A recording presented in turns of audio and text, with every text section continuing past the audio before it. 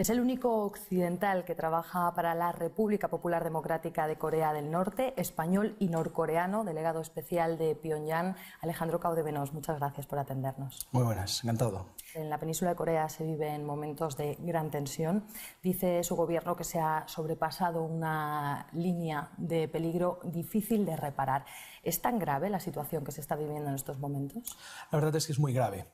Probablemente la más grave desde el año 2010, cuando ya hubo un conflicto en la isla de Yeonpyeong.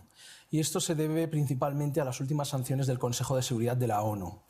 Las sanciones que se han producido tras el lanzamiento del último satélite y posteriormente tras la prueba nuclear subterránea, son unas sanciones de doble estándar. Mientras Estados Unidos, Rusia, Francia y otros países disponen de ese arsenal para protegerse, intentan denegar esa posibilidad a una nación soberana como es Corea del Norte, y lógicamente eso no puede ser tolerado. Si le añadimos a las maniobras militares que se están sucediendo ahora mismo en la zona de Asia-Pacífico con portaaviones nucleares norteamericanos, pues todavía hay mucha más tensión. Eso ha provocado que actualmente se han desmantelado las conversaciones a 6 bandas para la desnuclearización de la península coreana, y como respuesta a estas últimas sanciones se ha anulado el armisticio del 27 de julio de 1953, por lo que efectivamente es una situación muy tensa, porque en cualquier momento, si los americanos intentaran adentrarse, aunque fuera 1 centímetro, en territorio norcoreano o dispararan contra territorio norcoreano, se desencadenaría una guerra total. Vamos a ir por partes. Empezamos por esas sanciones. Dice Susan Rice, las más importantes, las más duras que ha impuesto la ONU en su historia, encaminadas a aumentar el aislamiento de Corea del Norte y hacerle más caro lo que ellos consideran un desafío. ¿Cómo va a afectar a la República? En verdad al país no le va a afectar apenas, porque Corea del Norte lleva sanciones desde su propia creación, desde 1948. Hemos de recordar también que la Guerra de Corea se produce en el 1950 precisamente por el abuso de los Estados Unidos sobre el Consejo de Seguridad, aprovechando en un momento determinado la ausencia de la Unión Soviética en ese momento. O sea, la propia Guerra de Corea ya hace más de 60 años fue formada de esta manera, y como vemos, los Estados Unidos siempre intentan utilizar un poco el escaparate internacional para justificar su agresión sobre otras naciones soberanas. Y están intentando hacer lo mismo. Claro, lógicamente ahora la situación geopolítica es muy diferente, ¿no? Existe una globalización y en general un sistema capitalista en la mayoría de países. Y países integrantes dentro de ese Consejo de Seguridad ya no son comunistas y ya también tienen sus propios intereses económicos, por lo que le siguen el juego a los Estados Unidos, como en el caso de China. Entonces, Corea del Norte, de todas formas, no espera ayuda de nadie. Ha sido un país independiente que se ha ido desarrollando por sí mismo y tiene sus propios medios de defensa, ¿no? En cualquier caso, este tipo de sanciones no van realmente a afectar a la economía del país, que es una economía básicamente autárquica, es una economía donde hemos aprendido a negociar internacionalmente, salvando ese tipo de obstáculos. Pero el principal problema reside en el aspecto militar, en la agresión militar y sobre todo en ese doble estándar que está encaminado no a modificar la forma de pensar de Corea del Norte, sino realmente a ocupar culturalmente y políticamente al país. Intentan asfixiarnos económicamente para forzar un cambio de régimen político, y eso no sucederá. Lo decía usted ahora, quizás Corea del Norte no necesita de ningún otro país, pero está más solo que nunca.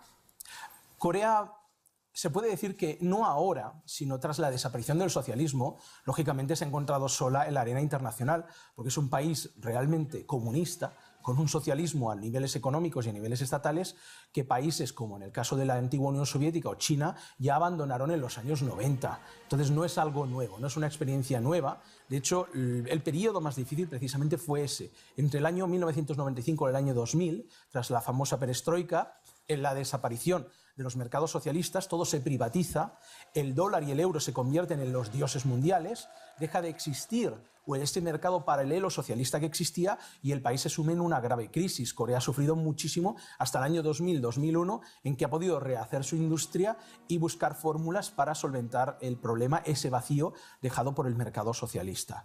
De cualquier forma, podemos decir que Corea ha estado sola, sí, pero no es solo ahora, ya desde la desaparición del socialismo a nivel internacional. Decía usted antes, el problema es el militar. Estados Unidos y Corea del Sur han comenzado maniobras militares en Corea del Sur. Ustedes, en respuesta también a esas sanciones de Naciones Unidas, han roto esos acuerdos de no agresión, pero dice Naciones Unidas que no puede haber una ruptura unilateral, ¿no? Y de hecho no es la primera vez que se rompe este pacto.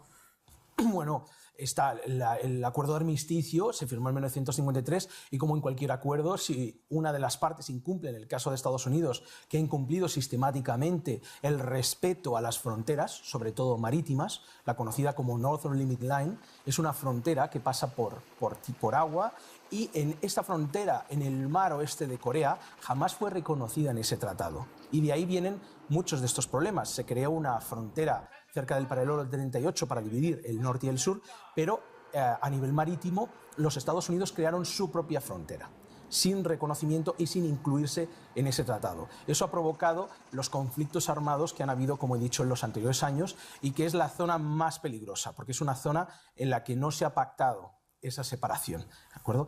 Por lo tanto, ese problema que viene ya de 1953, si ha estado continuamente violado por parte norteamericana, por parte del imperio, para nosotros no es más que un nuevo imperio que pretende controlar el mundo, si en el caso de Corea del Norte uno de los firmantes del tratado decide que ese acuerdo queda totalmente invalidado, si una de las dos partes reniega de él, ya desaparece, porque como en cualquier contrato, si no hay un acuerdo por ambas partes, por mucho que digan, por mucho que cacareen y utilicen medios de información a su alcance, no va a cambiar la situación. El acuerdo de armisticio del 27 de julio del 53 queda totalmente anulado y, por lo tanto, la zona desmilitarizada. Eso significa que en cualquier momento, si Estados Unidos realiza, como vuelvo a repetir, una mínima agresión, tan solo un disparo contra la parte norte, se desencadenará la guerra total en la península. Junto con esta ruptura del acuerdo de armisticio, se ha destacado que Pyongyang ha cortado la línea de comunicación directa con Corea del Sur.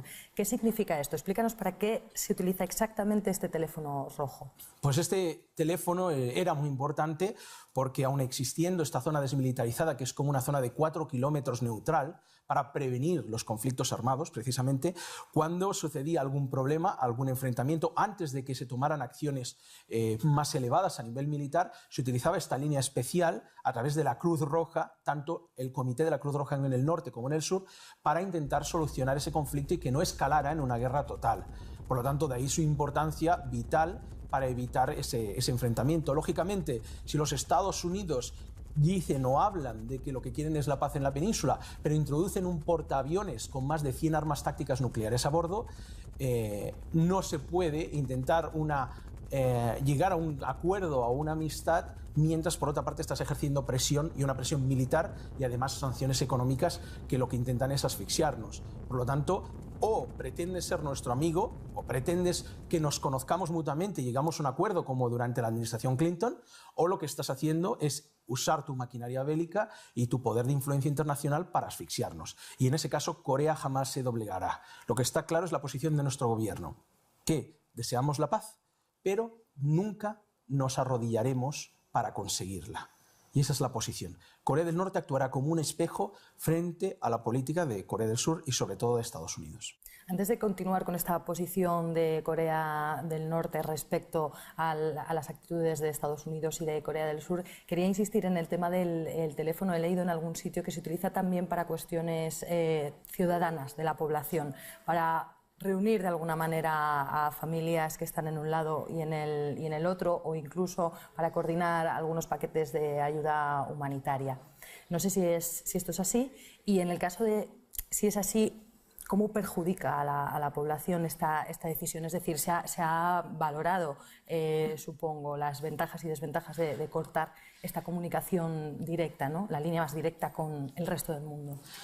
Es cierto que esta línea también se usaba para asuntos humanitarios, pero también es cierto que el último presidente que ha habido en Corea del Sur, el señor Lee Myung-bak, ha sido un sirviente de los Estados Unidos que ha destruido absolutamente todos los acuerdos que se han construido en las dos anteriores administraciones. Desde el año 2000 al 2008, tanto con el presidente Kim Dae-jung, Premio Nobel de la Paz, como el presidente Roh Moo-hyun de Corea del Sur también, que se encontraron con nuestro gran líder Kim Jong-il, se acordaron los principios precisamente para la paz y la reunificación. Uno no puede imaginarse lo que se avanzó en esos 8 años, más que desde cualquier momento desde la guerra de Corea. Pero todo ese entendimiento entre norte y sur, la creación de un parque industrial que continúa existiendo en la frontera entre ambos países, el ver que habían miles de ciudadanos de Corea del Sur, que teníamos 2 vuelos directos entre la capital, entre Seúl y Pyongyang. Todo eso desaparece en el 2008 cuando viene este presidente ultraconservador y proamericano que decide destruir todos esos acuerdos, entre ellos los de las reuniones familiares. Así que no es algo nuevo el fenómeno de que la situación se estaba ya deteriorando por el carácter ultraconservador y proamericano del presidente Lee Myung-bak. Ahora ese presidente acaba de dejar la oficina y otra persona de su propio partido, en este caso Park Geun-hye, la nueva presidenta de Corea del Sur, ha sido votada y promete cambiar esa política por una de acercamiento, pero lógicamente ella también tiene las manos atadas porque incluso la dirección de las tropas surcoreanas depende de Estados Unidos. El problema es que Estados Unidos, tras la Segunda Guerra Mundial, ocupa Corea y se queda para siempre. Mientras otras naciones, la propia Unión Soviética, deja Corea para los coreanos, los americanos establecen sus bases y convierten a Corea del Sur en una colonia, hasta día de hoy. Hasta que los Estados Unidos dejen de querer controlar Asia-Pacífico y dejen Corea para los coreanos, este problema no podrá resolverse. Volvemos a esa tensión bélica. En Corea del Norte esta semana, o al menos es cuando lo hemos conocido, ha iniciado también, hablábamos antes de las maniobras de Estados Unidos y Corea del Sur, pero ha iniciado también sus propias maniobras a gran escala, un despliegue aéreo sin precedentes. ¿Cuál es el objetivo de estas maniobras, de estas acciones militares? El objetivo es básicamente de prevención, como lo es la disuasión nuclear. El desarrollo de armas nucleares o de misiles intercontinentales no es el de ocupar el mundo. Hace ya más de 10 años que Corea del Norte tiene ya estas armas nucleares y tiene misiles que pueden golpear sobre los propios Estados Unidos. La cuestión está en que si no desarrollamos este tipo de defensa, los americanos harían lo mismo que han hecho en Afganistán, en Irak o más recientemente en Libia, que es básicamente ocupar el país para apoderarse de sus recursos y de las zonas estratégicas, para lo que realmente les interesa. Y cuando el país es ocupado, como en el caso de Irak, ese país no va a levantarse ni en 10 ni en 20 años. Entonces, como sabemos que la supervivencia del país depende de esa disuasión, todo el mundo y todo el ejército está volcado para mostrar a los Estados Unidos que si atacan habrá una respuesta contundente y que Corea del Norte no será Irak y que Corea del Norte podrá responder en el propio territorio norteamericano. Así que la función de esas maniobras militares son de disuasión. Y como lo hemos visto, cuando uno efectúa maniobras militares, claro que está en su derecho nacional y soberano de efectuar ese tipo de maniobras. La efectúan todos los países, ¿por qué Corea del Norte no puede hacerlas? El problema es cuando Estados Unidos y Corea del Sur efectúan esas maniobras justo en la frontera. La intención es provocar e intentar ganar territorio. Entonces, tienen mucho espacio para efectuar maniobras conjuntas, pero si las hacen en la frontera en la que estamos cara a cara, hay muchas posibilidades que eso escale y ahí reside el problema. Por lo tanto, en una palabra, es básicamente disuasión. Decía usted antes, un único disparo serviría para desencadenar la guerra. Le quería leer algunas de las frases que han surgido a través de los medios de comunicación norcoreanos del propio Kim Jong-un o del gobierno de Pyongyang en general. La guerra puede estallar hoy mismo, una guerra sin cuartel. ¿Qué motivaría estos ataques? Pues volvemos a lo mismo. Motivaría un ataque inicial por parte de los Estados Unidos contra territorio norcoreano. El problema también no solo norteamericanos, muchas veces los norteamericanos usan a los surcoreanos como primera línea de combate, porque claro, ellos quieren que mueran primero sus sirvientes, en este caso el ejército colonizado que es Corea del Sur. Y vuelvo a decir, esto ya pasó en el 2010. La famosa isla de Jeonpyeong, el bombardeo que hubo sobre la isla surcoreana fue provocado por ese mismo tipo de maniobras. Se advirtió hasta 3 veces por parte del ejército de Corea del Norte que si seguían disparando obuses, lanzando obuses sobre territorio norcoreano, habría respuesta. Ignoraron ese aviso y al tercer aviso, cuando el tercer obús cayó sobre territorio norcoreano, hubo una respuesta inmediata que supuso la desaparición de esa base de artillería surcoreana, el famoso incidente de la isla de Jeonpyeong. Esto se puede repetir en cualquier momento y deben tener muy claro eso, que una cosa es querer una demostración de fuerza, otra cosa es atacar territorio soberano norcoreano. Si existe una invasión, aunque sea, y vuelvo a decir, de una pequeña franja de territorio norcoreano, se produciría esta respuesta. Y esta respuesta podrían ser misiles tácticos nucleares que lo que harían sería anular todas las bases norteamericanas en el Pacífico, no solo en Corea del Sur, sino en Japón o en la isla de Guam. Así que esto está todo listo y preparado a la espera por si sucediera este tipo de agresión. Si hubiera una agresión, Corea del Norte respondería, esto lo ha dejado claro, pero ¿usted cree que Estados Unidos tiene intención de provocar esto? Estados Unidos, lo hemos visto, no es que lo creamos, es que lo podemos ver ahora mismo, que es Libia, que es Afganistán, Irak y otros países, o incluso Irán, que está sufriendo continuamente la presión norteamericana. Es que Estados Unidos se siente con el poder de ocupar las naciones que desee cuando desee, porque no encajan con su sistema político. Simplemente por eso. Ya no tenemos ni que hablar de recursos. Simplemente por tener un sistema político diferente, que dejen a Corea del Norte en paz. Ya es momento que los americanos aprendan a respetar otras naciones y otras culturas. Y entonces Corea del Norte, aun siendo un país de apenas 24 millones de habitantes, tiene que hacer lo posible para defender su cultura y su soberanía. Y esa es la única fórmula. Recordemos que son los americanos los que tienen más de 35.000 soldados en Corea del Sur. No son los norcoreanos los que están en Alaska amenazando con ocupar los Estados Unidos. Son siempre ellos los que interfieren en asuntos soberanos de otras naciones. Y Corea del Norte lo único que puede hacer es defenderse, porque esa es la única garantía de vida. Si no dispones de un medio militar suficiente para parar los pies al primer ejército del mundo, que son los Estados Unidos, no habrá ninguna buena palabra que los detenga. Le voy a exponer un planteamiento de algunos analistas que apuntan a que la posición de Pyongyang en esta tensión o en esta crisis que se vive está encaminada a forzar una negociación o a estar en una mejor posición de cara a una negociación definitiva de la paz. ¿Esto se lo están planteando? No, ese análisis es totalmente incorrecto y ese análisis refleja un total desconocimiento del gobierno de la República. Lo que se está realizando ahora, como vuelvo a decir, es una respuesta, es un espejo a la agresión a la soberanía de la República, bien sea a nivel de comercio, bien sea a nivel militar.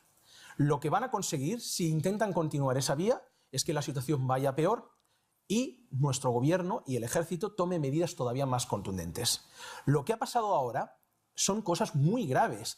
El anular las conversaciones a 6 bandas, que son conversaciones que iban evolucionando y mediante las cuales se logró en determinados momentos acuerdos o principios de acuerdo entre todas las partes, eso ya ha quedado fuera de lugar, ya está destruido.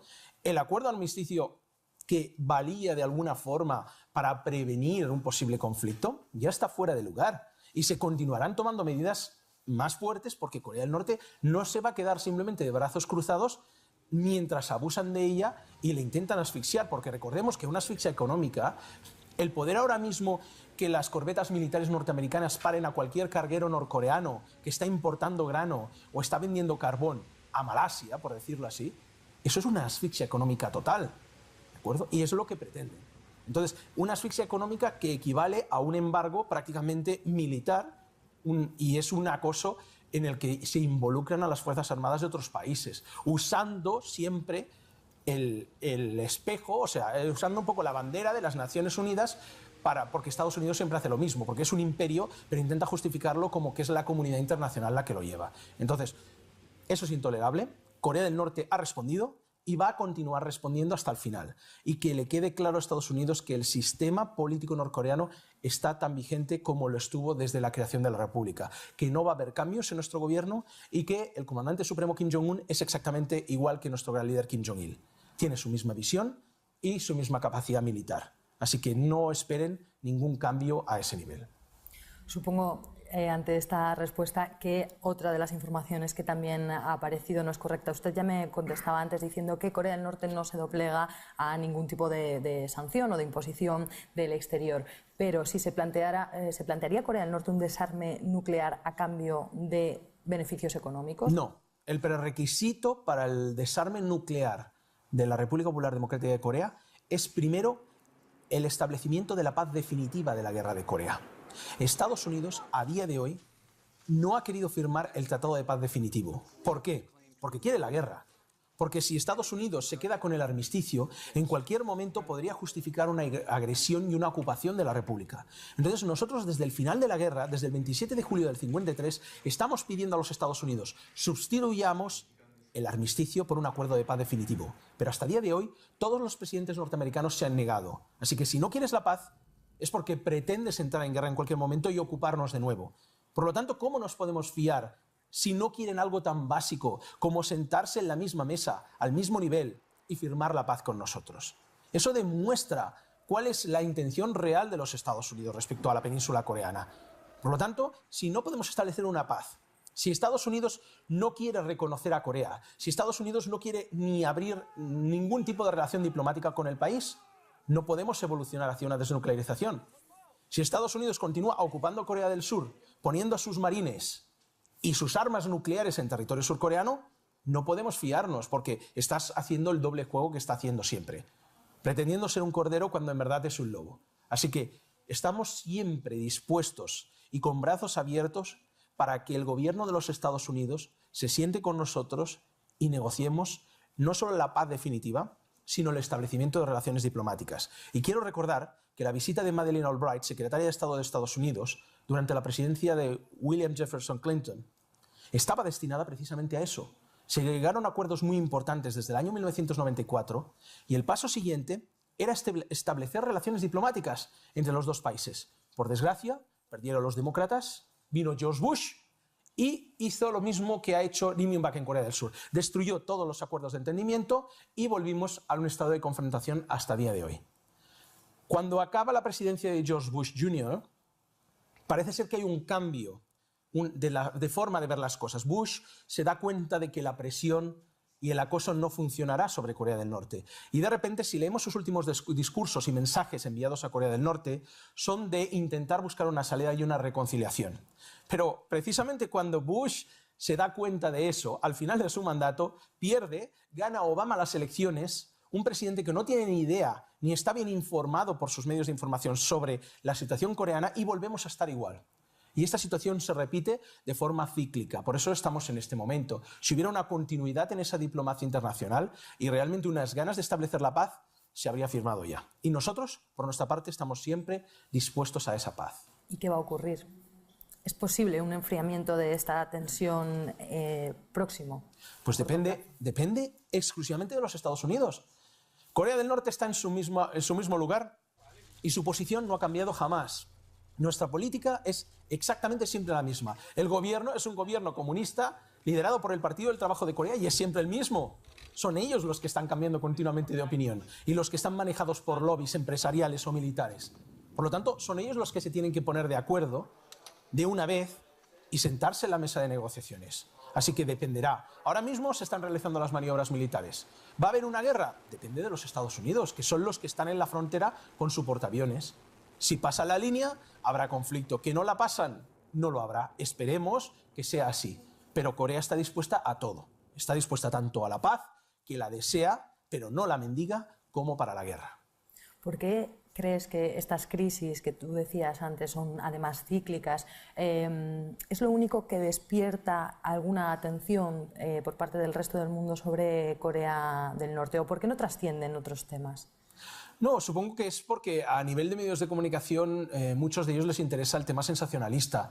Entonces, la forma de atraer oyentes y de generar beneficios es normalmente hablando de temas importantes o peligrosos o crear una especie de atmósfera de tensión que atraiga al lector hacia ese medio de comunicación. Por desgracia, también el 90% de las noticias que salen sobre Corea del Norte son absolutamente mentira. Como nosotros no disponemos de los medios que tiene la CNN o Newsweek para llegar a todo el mundo, no podemos utilizarla como arma política. Pero sobre todo hemos de recordar que los medios de comunicación en general son herramientas de manipulación de masas y que cada uno tiene una orientación política. Aunque existe, si bien es cierto, gente que es imparcial y algunos medios que desean esa imparcialidad, hay una gran mayoría de medios que también están controlados por empresas que tienen su propia agenda. Por lo tanto, no nos engañemos. Es una batalla que se libra no solo con las armas, sino en los medios de comunicación. Y, lógicamente, Corea del Norte no tiene la capacidad de los Estados Unidos para luchar con ella, ¿no? Contra ella o en las mismas condiciones. Así que, mientras esos medios de comunicación sigan utilizando el sensacionalismo como herramienta para generar beneficios y para atraer espectadores, lo demás pues quedará a un segundo plano o simplemente desaparecerá. Y la gente no sabrá pues, que cualquier persona puede visitar Corea del Norte, que la gente es fantástica, que te lo dan todo, que son personas hospitalarias y que a nadie le van a meter en una cárcel ni le va a pasar nada, porque yo he nacido en España y llevo 23 años ya trabajando para el país. Dices, la mayoría de las cosas que se dicen son mentira o sensacionalistas que dibujan solo una parte de la realidad. Vamos a intentar explicar un poco cómo es Corea del Norte. Lo primero que te quiero preguntar, no es lo más importante, pero es lo más relacionado con esta crisis que se vive. Algo como que los ciudadanos estaban preparados, como que todos los ciudadanos eran soldados y que estaban preparados. ¿Qué es esto? Algo que sorprende mucho, por ejemplo, aquí en España, ¿no? Claro, sorprende mucho, igual que cuando vimos el fallecimiento de Kim Jong-il, todo el mundo llorando y yendo a presentar sus respetos cuando pasaba el féretro, ¿no? Es muy difícil de entender desde una perspectiva occidental y una perspectiva individualista una sociedad en la que todo el mundo se considera como una familia. Hay que entender a Corea no solo por sus ideas políticas, por sus ideas comunistas, sino porque es un país oriental, asiático, un país homogéneo, donde el 99% son coreanos, que ha sido un país prácticamente sin mezclas, sin influencias de otras culturas, desde épocas medievales, y era un país conocido como un país ermitaño o cerrado, y se ha desarrollado y se ha valido por sí mismo, a pesar de tener que luchar contra muchas invasiones de otros imperios, mongoles, chinos, japoneses, etc., ¿no? Entonces, entendiendo un poco qué es el budismo, qué es el confucianismo, en este caso, cuáles son los aspectos espirituales, podríamos decirle, que imbuyen a Corea del Norte, no solo ideológicos, podemos hacernos una idea en que la familia es el núcleo de la sociedad, es la célula de la sociedad, mientras que en países europeos o en Estados Unidos es el individuo en el que la persona tiene que luchar dentro de una sociedad para ser el mejor, donde hay una competencia continua y feroz y donde uno tiene que valerse por sí mismo de forma individual. En Corea, desde siempre, la familia, la sociedad ha sido un conjunto y los niños se educan desde pequeños en esa vida en comunidad. Eso crea realmente esa sensación familiar con vecinos o con personas de la calle que no existe en una sociedad individualista. Y dentro de esa familia tan grande que sería Corea, existe un padre, y esa es la figura del líder. Por eso es tan importante una figura cohesionadora de toda la sociedad.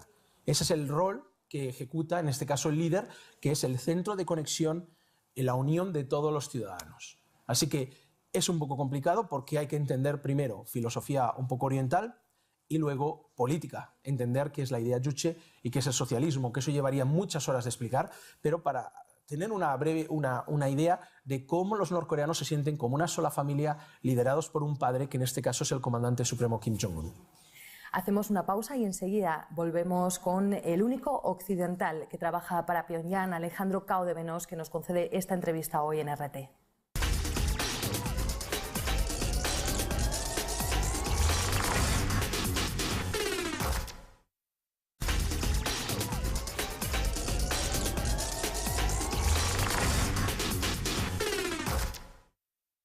Aquí seguimos en nuestra entrevista en exclusiva con Alejandro Cao de Benós. Aunque lleve muchas horas de explicar, intenta hacernos un breve resumen. Corea del Norte es el único país socialista completo, ¿no? Has dicho. ¿Por qué? ¿En qué se traduce en cosas cotidianas esto? Y luego, por otro lado, también dices, es una democracia. ¿En qué sentido? Bien. Primero, es un país socialista. A ver, no hay un solo socialismo. Cada nación, decía el presidente Kim Il-sung, debe buscar su propio socialismo, o lo que denominaríamos comunismo, porque se le denomina comunismo para diferenciarlo de la socialdemocracia europea, ¿de acuerdo? Pero la expresión correcta sería un país socialista. Esta expresión de socialismo, Corea del Norte tiene su propio socialismo que llamamos idea Juche, que es diferente al marxismo-leninismo tradicional o al materialismo dialéctico que conocíamos. No es una copia ni de la Unión Soviética, ni del maoísmo de China, ni ningún otro, sino que el presidente Kim Il-sung creó una idea partiendo de la tradición y la base tradicional coreana, ¿bien? Sin copiar a otras naciones. Entendiendo que el socialismo, cada país tiene el suyo según sus propias características y que Corea ha desarrollado su socialismo particular, llamado idea Juche, lo que normalmente alinearía a los países socialistas es que los medios de producción pertenecen al pueblo. O sea, en Corea del Norte no hay empresarios, no hay empresa privada, sino que toda empresa de producción, desde camiones hasta cualquier empresa de industria ligera, pertenece al pueblo. Así que los beneficios que se generan empresariales se reinvierten en el propio pueblo. No se lo queda una comisión de accionistas, no se lo queda una oligarquía que acumula el dinero que viene del sudor del trabajador, del proletario. Esa es la gran diferencia entre capitalismo y socialismo. Así que Corea del Norte, la gente trabaja, tiene sus trabajos, no existe el paro, ¿de acuerdo? No existen problemas muy graves que están habiendo en países occidentales como violencia doméstica, etc. Es una sociedad mucho más armoniosa que la que puede haber en Europa. La educación es totalmente gratuita, incluida universitaria. La casa la regala el gobierno, totalmente gratuita, no hay que pagar ni alquileres ni hipotecas. Y la sanidad también lo es. Así que todas las necesidades básicas del ser humano estén cubiertas por igual para toda la población. ¿De dónde sale ese dinero? Pues sale precisamente de ese beneficio. Ese beneficio que se quedan los empresarios capitalistas en una sociedad capitalista, en el caso de Corea del Norte, se reinvierte en el pueblo para facilitarle sanidad gratuita o para facilitarle una casa gratuita. Así que a grandes rasgos esa es la diferencia, ese es el porqué del socialismo. ¿Por qué democrático? La palabra democracia precisamente significa el poder al pueblo. No es la democracia que nos están intentando vender los políticos hoy en día. Entonces, la democracia, supuesta democracia en Occidente, es la democracia de los poderosos.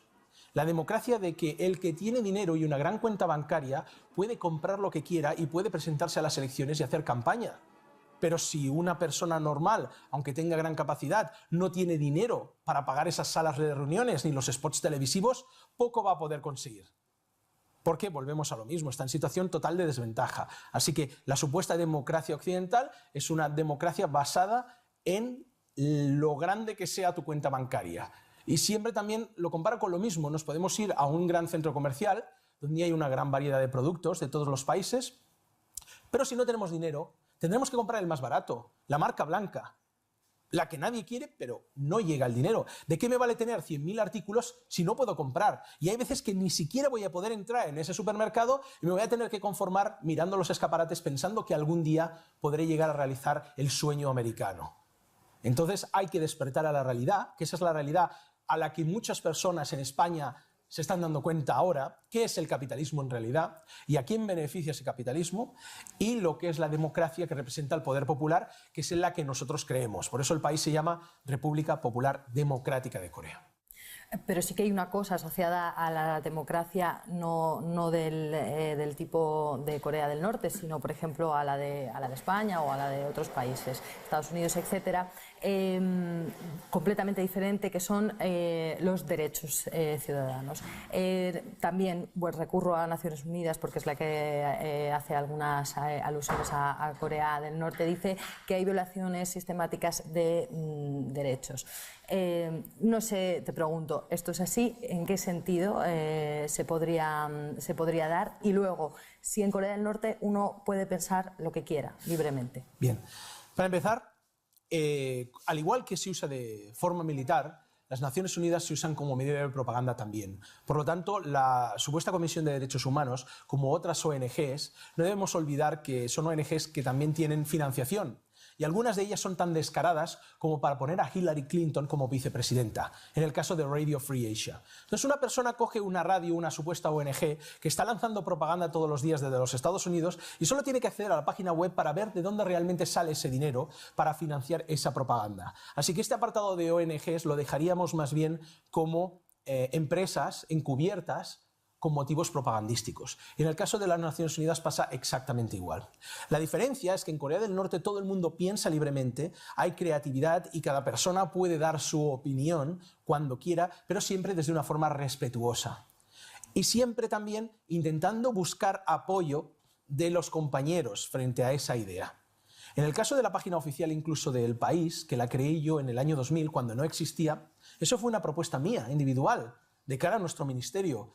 Pasando los trámites pertinentes, fue aprobada. Fue una idea mía que tuvo éxito y lo mismo cualquier otro proyecto que podamos realizar. Estamos realizando proyectos con Estados Unidos también, con muchos ciudadanos norteamericanos que quieren paz, amistad y relaciones con Corea y que no están de acuerdo con lo que hace su gobierno.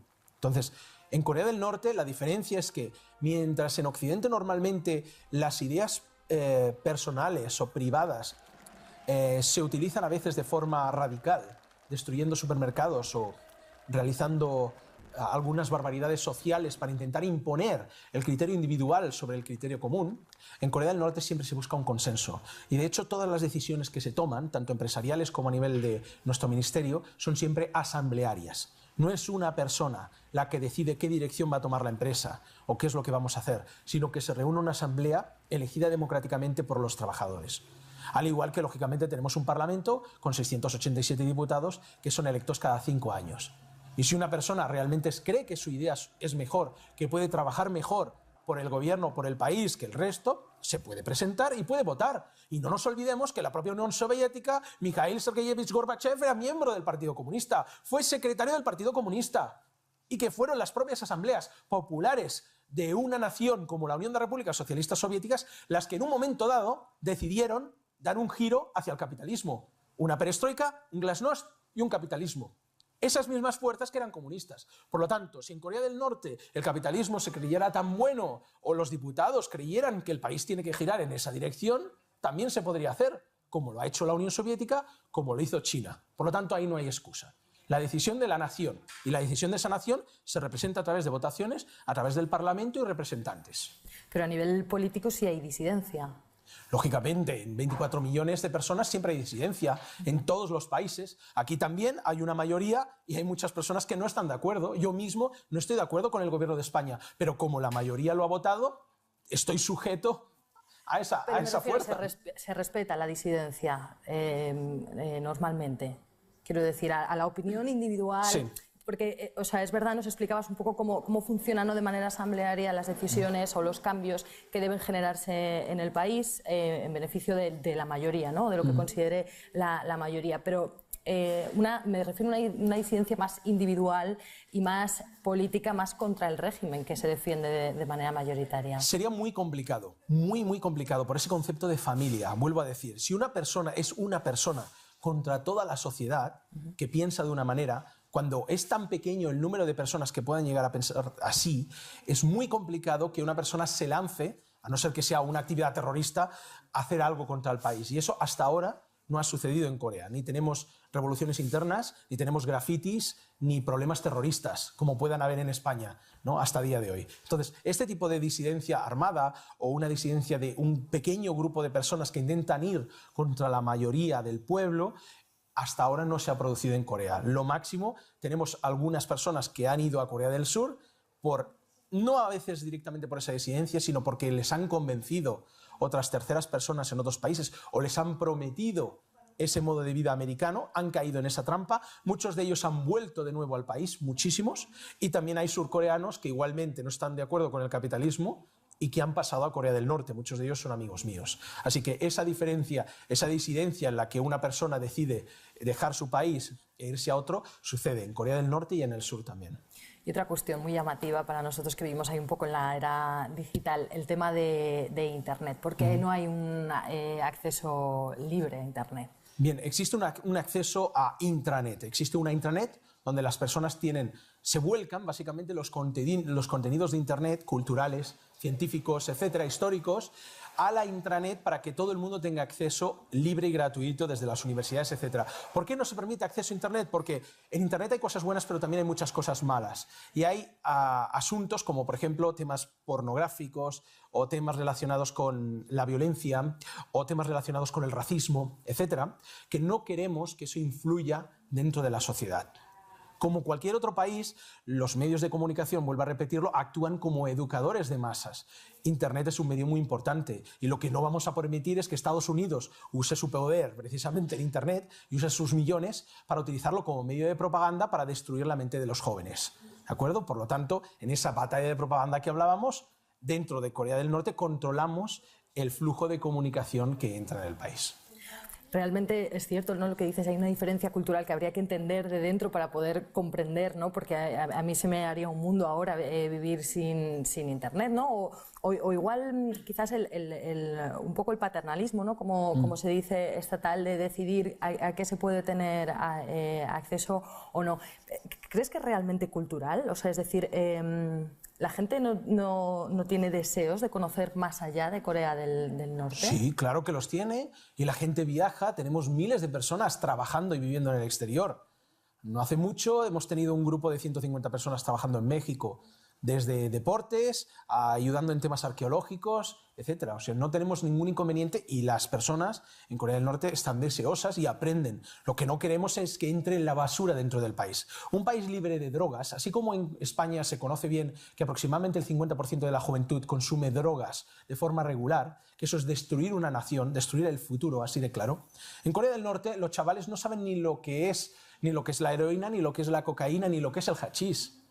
Viven felices, no tienen que preocuparse, no solo ellos, sino luego podríamos hablar de libertad, la libertad de consumir drogas en la calle o la libertad de poder ir a las 2 de la mañana por cualquier calle o por cualquier pueblo en Pyongyang sabiendo que no te van a atracar.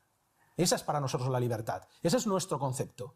Y entonces queremos mantenerlo limpio, especialmente yo que conozco, no solo en España, en muchos países del mundo, que los he pisado y he visto aberraciones.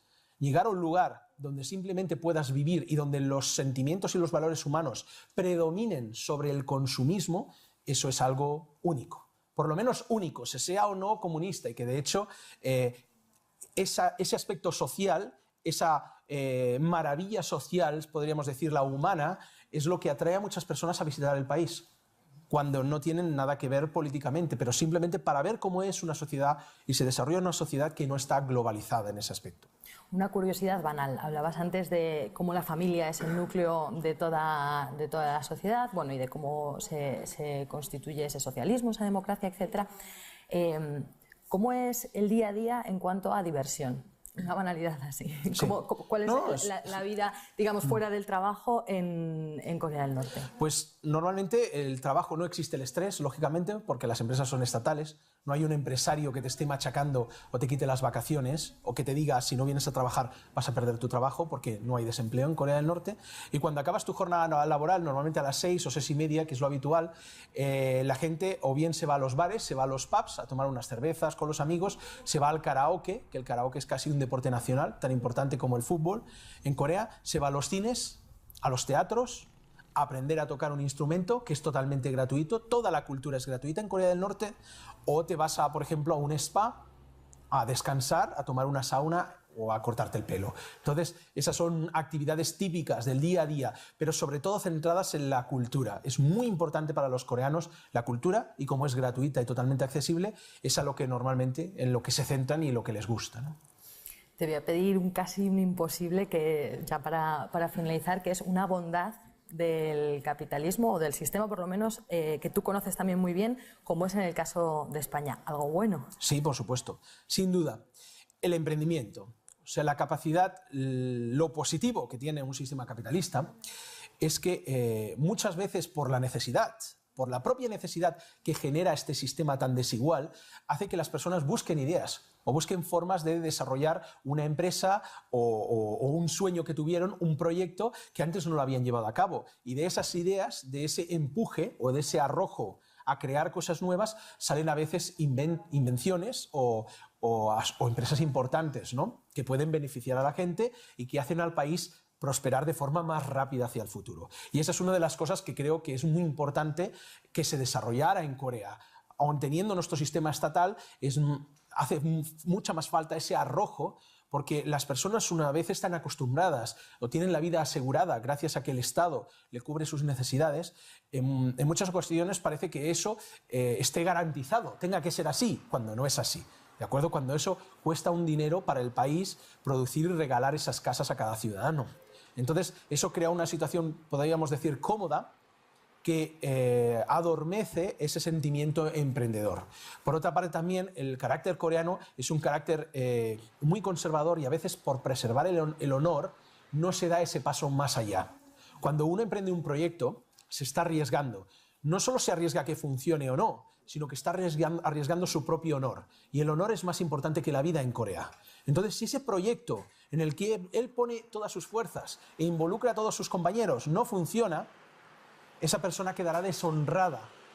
Como decimos, quedará su cara sucia delante de la sociedad porque no ha funcionado. Entonces, los norcoreanos tienen mucho miedo normalmente a perder ese honor. Y ese miedo también a perder el honor hace que el país no pueda avanzar tan rápido como se quisiera. Y ahora una última cosa, de verdad, y porque creo que los telespectadores deben sentir curiosidad de cómo Alejandro Cao de Benós, español, se convierte en norcoreano, trabajador para Pyongyang y delegado especial de estas relaciones culturales con el extranjero. ¿Cómo ocurre esto? Bueno, también larga historia, puede dar para rato, pero básicamente empieza con 16 años y un interés tremendo por la cultura asiática y, lógicamente, por el socialismo. Precisamente en esa época tan traumática, donde los países socialistas estaban cayendo y donde las pocas referencias políticas que habían en España, pues parecía como que todo el mundo se había equivocado, que eso era una cosa errónea, y la gente abandonaba esa idea, la idea por lo menos general de crear una sociedad más igualitaria, ¿de acuerdo? En la que todo el mundo por lo menos tenga sus derechos cubiertos. Es un poco la idea original que te lleva al comunismo, el crear una sociedad donde todo el mundo tenga acceso por lo menos a lo básico. Y esa idea o ese idealismo se pierde, sobre todo porque las experiencias prácticas caen, en este caso en la URSS, etc. Pero hay un país que está intentando llevar a cabo este proyecto de sociedad igualitaria que no ha abandonado esas premisas. Es Corea del Norte, pero lógicamente ni hay libros en la biblioteca, ni nadie sabe casi dónde está ese país. Así que mi interés, con 16 años, se convierte en una locura por buscar información.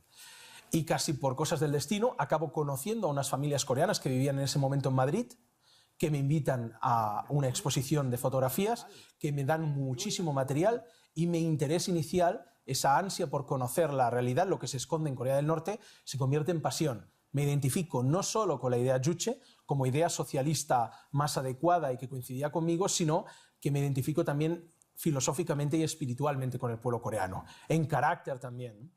Y básicamente de esa andadura en la que creo mi primera asociación de amistad con Corea, se van desarrollando las relaciones culturales a través de conferencias, entrevistas, etc., hasta que en el año 2002 hago realidad mi sueño en que nuestro gran líder Kim Jong-il me nombra por primera vez en la historia a un extranjero como delegado, en este caso de nuestro ministerio, para representar al país.